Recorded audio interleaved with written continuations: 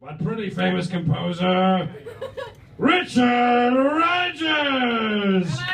Hello! Richie Rog!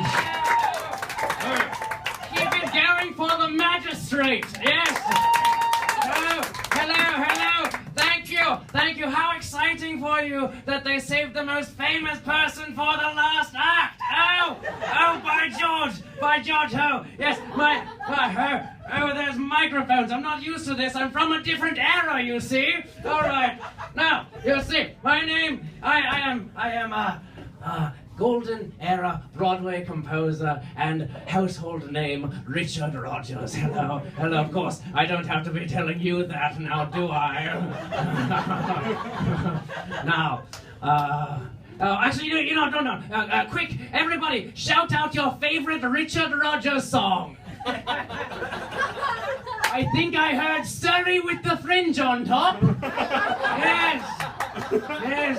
My ego ignores your silence. It's one of my favorites too, but really they all are, so it's hard to take a pick, really. So, a little bit about me. My name is Richard Rogers, and I was born and raised in New York City. The reason I have this accent is because I went to Juilliard. Yes, if you don't speak like this there, they beat you. I'm just joking, of course, or am I? I don't know, they've modified my memory, really. It's hard to say, really. After I graduated Juilliard, though, I did become ravishingly famous, I did, it's true. And I think it shows in my work, you see. I've worked with some of the most famous people you've ever heard of, really. For example, Harry Stockwell. or Judy Stein. What? Yes, her too. Ezio Pinza. Yes, I can tell from the shocked looks on your faces you're very impressed by all these names you recognize. And, of course, I also worked with Oscar Hammerstein II, thus creating Rogers and Hammerstein, the power couple of Broadway. Yes.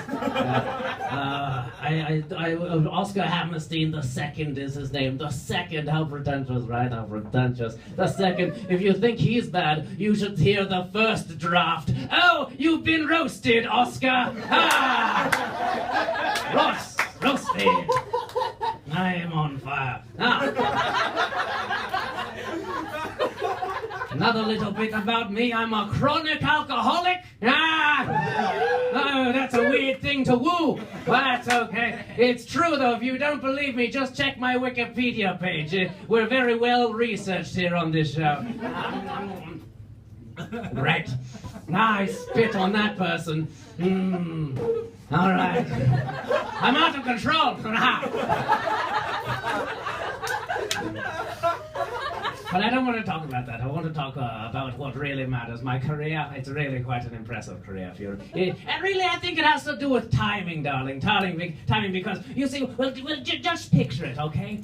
It's America in the early 1940s. There's only one thing on everyone's mind, and that is musical theater. For laughable change.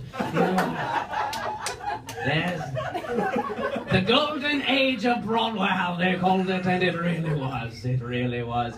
It might be kind of hard for some of you to imagine, really. It's just such a different time period, you know. It's such a different time.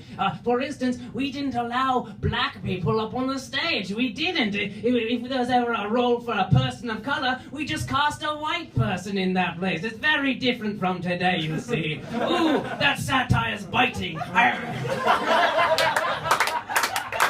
Beware of satire. No, there's, of course, I wasn't the only Broadway composer of that era. There was also another one who was arguably as famous as I was. Maybe you've heard of him, Irving Berlin. Has anyone ever heard of Irving Berlin? No? Fuck that guy. Now, for those of you who don't know, which is all of you, he's the one who wrote the famous song, White Christmas. Yes, don't give me that look. It's a beautiful song. I resent him, but it's beautiful, really.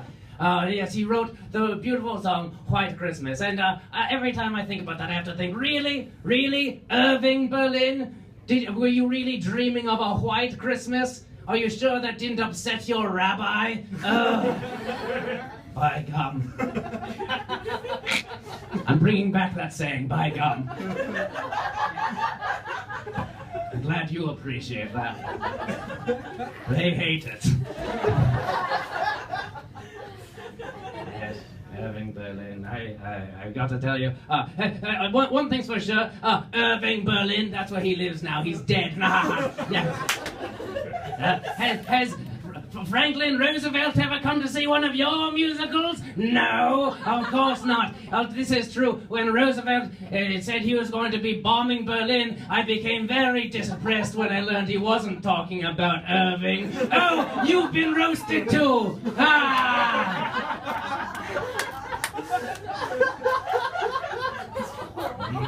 Somebody better stop me or else you're next. No. Yes, it's true. Franklin Roosevelt actually did come to see one of my musical plays. He came to see my original cast performance of Oklahoma, the musical. And after yay, who said yay? Did someone say yay? No? Oh, I'm very delusional.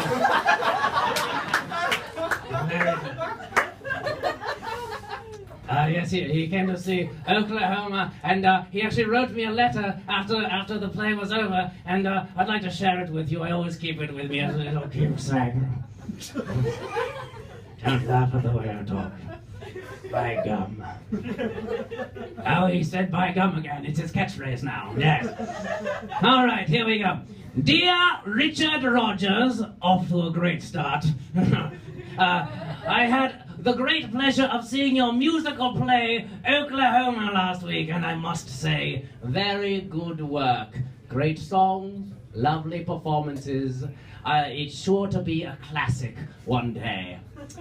Kind of fucked up that you didn't talk about the Nazis or World War II. Our nation is mourning and you're singing about cowboys talking to girls at a box social. No, that's cool, very relevant. Keep up the good work, Franklin D. Roosevelt. Yes, did you hear that? Keep up the good work. Yes. In fact, I got to tell you though that really did get me thinking about everything. Maybe Oscar and I should have been branching out and doing maybe more gritty, nitty-gritty musicals, you know, maybe write a musical about the state of our world, and it got me thinking, our next musical should be a war musical, yes, and so we wrote it. It was not the critical success that we were hoping it would be. Unfortunately, in fact, it was never shown to audiences until tonight. Yes, you see, how would you like to hear a never-before-released song from the Rodgers and Hammerstein songbook, huh? Good. Now, this is a song from the unreleased musicals that critics raved as "This needs to stop." Please, ladies and gentlemen, Pearl Harbor the musical. Alex?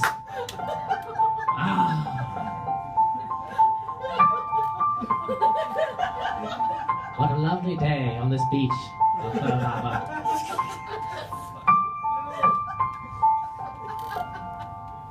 The sun is shining, the ocean is so blue. I sit reclining on a beach, and you're here too. The dolphins jump, the birdies sing, the breeze is in your hair. Darling, do you hear that noise? Say, what's that over there?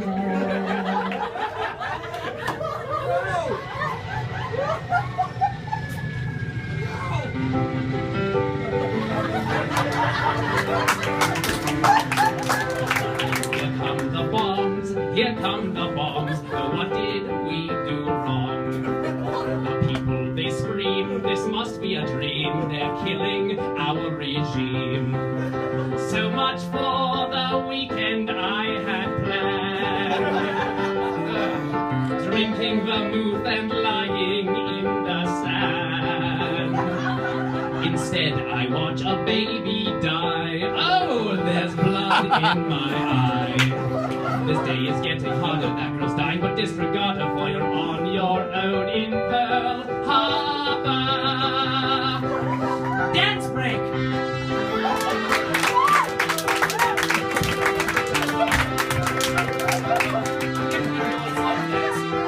Pretend I'm dancing. Hey, listen to the horns, they're very real. But worry not, for I have a plan. We'll put those Japs in an internment camp. As years go by, we'll sweep that under the rug. Don't try to give that carpet a tug.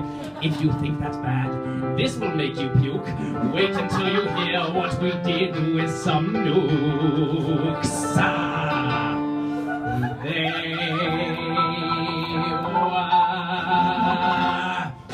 were illuminated, disintegrated. Look how their bodies dance. We were irritated, now they're terminated. Look how their bodies dance. We won the war, and we wouldn't if it hadn't been for Pearl Harbor.